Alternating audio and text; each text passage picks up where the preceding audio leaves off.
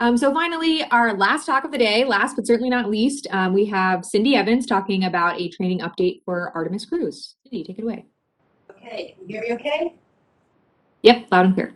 Okay, great. So on behalf of actually a broad team, we're bringing it home talking about Artemis training. Next slide, please.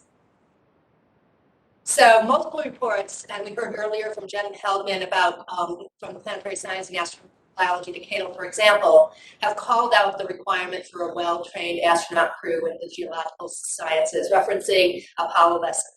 This includes geoscience and field training for the crew early in the training flow. It includes integrated simulations in relevant field environments, and it includes cross-training and field training for flight operators, engineers, and managers. And the bottom line is that we're working it. There's a team from NASA, planetary and field geologists. We're integrated with JSC's Flight Operation Division Training Office and the Crew Office. And we've had more than 13 years of really close collaboration and coordination with the Crew and Training Office. And this includes our astronaut candidate training and training for station Earth observations. We now have an established funding line for integrated science and field training. And we have the integrated plans and schedules with the EVA training office in place. And there's a 2-year Artemis training flow that includes the fundamental geological and lunar science, planetary processes, and field operations. Next slide, please.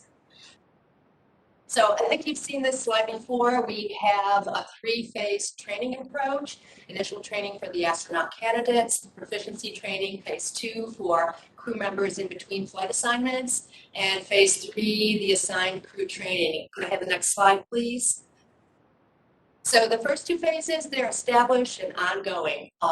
So we continued those 2 efforts. Our new focus is on phase 3. And this is where we're developing advanced classroom instruction.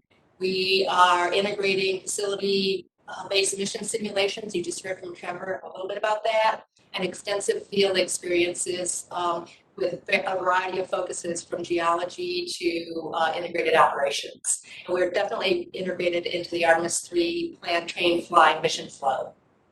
Next slide, please. So over the past 10 years, we've actually done quite a bit. We have a solid foundation with the geoscience and field training for the new astronaut classes. By mid-June 2023, we will have fully trained 4 new astronaut classes, including the most recent class, the 2021 class, which is 47 astronaut crew members. And I want to call out, there's a large community that contributes to this. I also want to call out my colleague, Dean Epler, who started this way back about 15 years ago. And it does include 2 weeks of field work with a focus on mapping. It also includes fundamental Earth and planetary science classroom training. So we have an active process established, this is phase 2, for building in additional field experiences for trained crew members. Even in the COVID era, last summer, we were able to get crew members into 2 different lunar relevant locations. Iceland, and we've already seen a couple pictures of Jasmine Mugbelly pounding a drive tube through icy regolith. And we also had a couple of crew members go up to Mistastin, Labrador, which is the Cap Crater.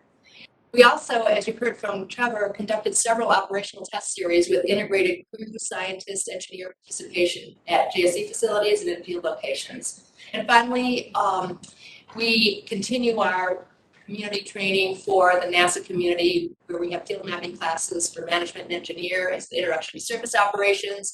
By the end of this week, we will have trained 96 students from the community over the past few years. Next slide, please. Hey, looking ahead, going forward, we have a lot of work to do. There's a lot of things to coordinate, but we're not standing still.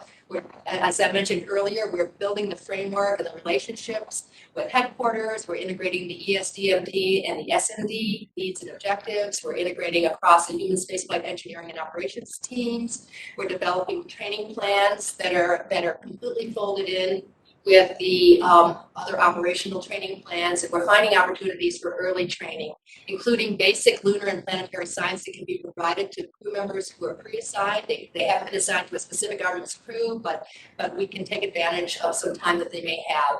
We have a 24-month training schedule with FOD that integrates planetary and field science. with the EDA operations training. And then we've defined objectives that are required for the logistics for training and simulations in these relevant field locations. We're using the testing in relevant environments to inform training and the ops concepts. And I mentioned before, there's a really tight coupling between the training and the hardware testing, the science operations. And then we're also developing the basic training flow for the flight directors and flight controllers, mission hardware and operation engineers. And with that, thank you. And I think that's it. Right on time. Thank you to Cindy and to all of our speakers in this session.